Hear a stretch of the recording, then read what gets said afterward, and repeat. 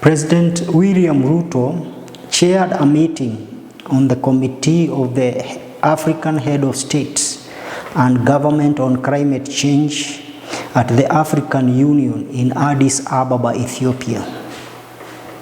The Head of States congratulated Mohamed Ali Yusuf of Djibouti for his election as the African Union Commission chairperson.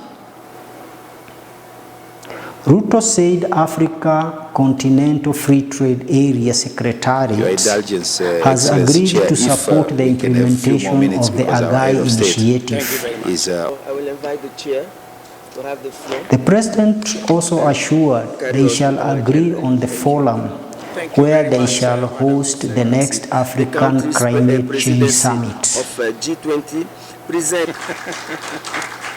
With regard to the withdrawal of America from the Paris Agreement, President Ruto said that could prove to be a major obstacle to the climate cooperation and financing.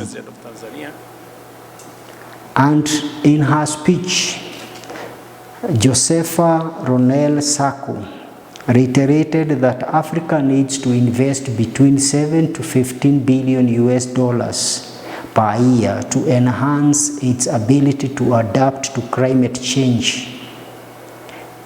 Let us listen in.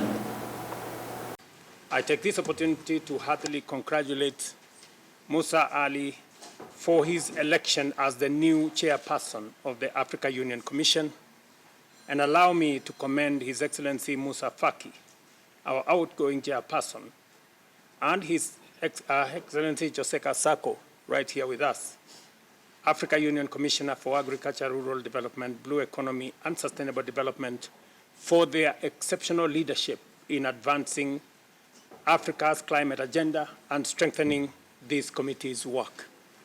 Made significant strides in the global climate discourse. The Nairobi Leaders' Declaration adopted by the AU Assembly continues to guide Africa's engagement on climate change. At COP29, African leaders, ministers, and negotiators presented a united front on our key priorities. While the COP29 outcomes fell short of our expectations, particularly in setting a 1.3 trillion climate finance goal, multilateralism delivered some key wins. Notably, Africa's concerns over debt sustainability and the high cost of capital for climate action were acknowledged in the final decisions. COP29 also generated critical momentum through high-level events and strategic partnerships for African-led climate initiatives, including the Measuring the Green Wealth of Africa's event in Baku, led by the presidents of Republic of Congo and the African Development Bank, which emphasized the urgent need to properly value Africa's abundant natural capital. There was also the Africa Green Industrialization Initiative and Accelerated Partnership for Renewables in Africa, both of which seek to unlock Africa's renewable energy potential to drive industrial transformation.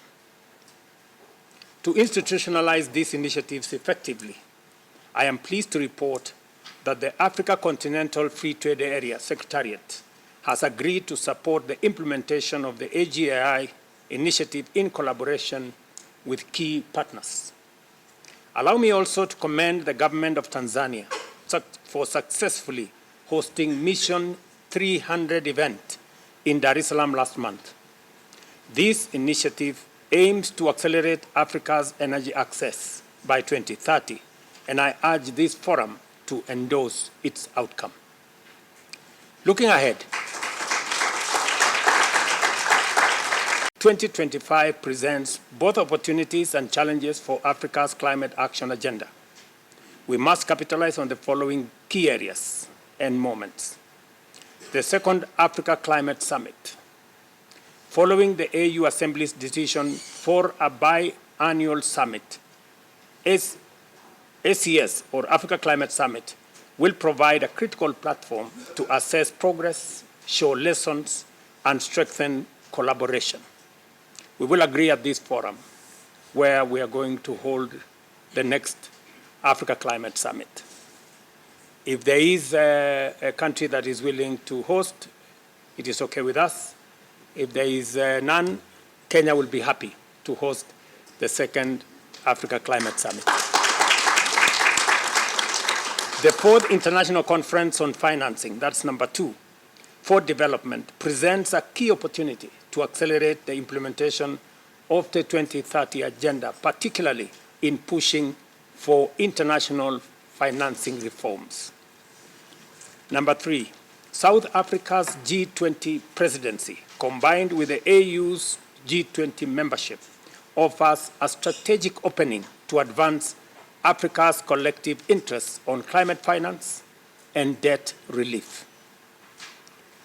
Number 4, COP30 in Brazil is a pivotal moment to push for ambitious global climate action, rebuild trust, and enhance international cooperation. Number 5, the Baku-Belém Roadmap is a crucial initiative to mobilize the 1.3 trillion necessary for climate action, particularly adaptation financing. Dear colleagues, we enter 2025 amid major geopolitical and economic shifts. The global climate for cooperation and solidarity is weakening in the face of multiplicity of policy changes in the West, including cuts in aid and diminishing support for multilateral institutions, a rise in protectionism and nationalist policies that threaten trade and investment flows, as well as escalating trade tariffs that impact Africa's economic and environmental priorities. The withdrawal of the United States from the Paris Agreement and the rise of far-right leadership in key economies could prove a major obstacle to climate cooperation and financing. Moreover, 2024 was the first year the world breached the 1.5 degrees Celsius threshold, a stark warning with unpredictable consequences. Despite these changes and challenges, Africa must remain proactive, defend multilateralism, and demand the fulfillment of international obligations. The submission of new nationally determined contributions this year offers a strategic opportunity. Our updated plans must scale up renewable energy expansion, accelerate the transition away from fossil fuels, and align with African leaders' Nairobi Declaration and COP20 and COP decisions.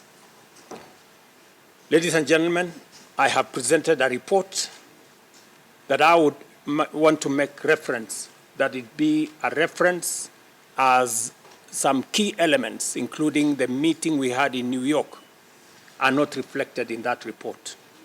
I want to ask the Secretariat here at the AU to work with my team so that we can ensure that the report ultimately reflects the decisions that we made in New York and other intervening meetings that took place, so that we can have a comprehensive report to take us into the future. I encourage us all to build on our achievements, amplify our collective voice, and position Africa as a leader in global climate solutions. Africa needs to invest between 7 to 15 billion US dollars per year by 2030 to enhance its ability to adapt to climate change. If the planet heats up by 2 degrees Celsius, climate change could cost African countries as much as $50 billion annually by 2050. Therefore, it is crucial to act now to mitigate the risk and prepare for impact of the climate change. We have just returned from Baku for COP29 meeting, where we have been working together to defend the interests of the African continent. Commitment to finance climate actions has, however, remained elusive. In the beginning, African countries wanted developed nations to provide 1.3 trillion US dollar per year in climate finance to developing countries. including Africa starting in 2025. The new Africa finance, the new climate finance, global is of $300 billion annually by 2035 is insufficient to address the scale of the climate crisis, including adaptation needs and for the loss and damage that is not really going into action up to now. It is disappointing that we did not see much progress on loss and damage fund in COP29 in Baku, especially regarding the scale, scope, and eligibility criteria. In addition, we did not see much advancement in low development countries who help developing countries reduce Africa's debt burden and ensure climate justice. Significantly strengthening efforts to support clean energy transition. We saw limited progress on adaptation. The COP29, especially in defining indicators for the global goal on adaptation, but key decisions were postponed to COP30 in Brazil this year. Having seen some deficiency in COP29 decision, we must strategize and defend our position as we move to COP30. The involvement of African Ministerial Conference on Environment, AMSEN, and the African Group of Negotiators, all under the leadership of the Committee of Heads of State and Government on Climate Change, CAHOSCC, the African Union climate change strategy and the Nairobi Declaration should be the cornerstone of the African common position going to COP30 and beyond. These organs and frameworks are critical to creating a robust mechanism to champion the interests of Africa.